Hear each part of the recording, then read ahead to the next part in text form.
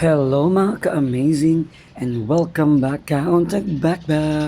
And for this video ako na pong i-content ang pagbuhat og kanang props namo sa Migayon Festival. So yun na niyang preparation mga ka-amazing, dili gid siya lalim.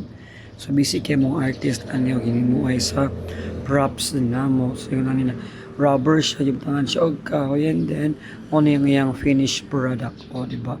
So wala pala siya ma-sprayan og pintal. So ako po nang gibidiyohan din napita o akong gipakita kung unsa gid siya ka nice o kapulido ang pagbuhat sa mong props bisag unsa pa na siya pero tigid ng kapuya.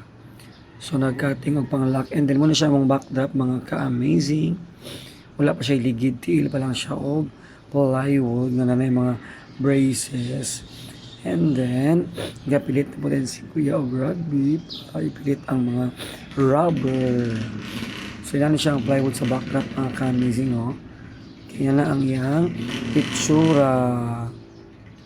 Pag naman siya iligid na yan, siya kabongga. Para igol lang dayon siya guy-guyo sa mga props man. Diba? Nice ka siya. Thank you so much for watching.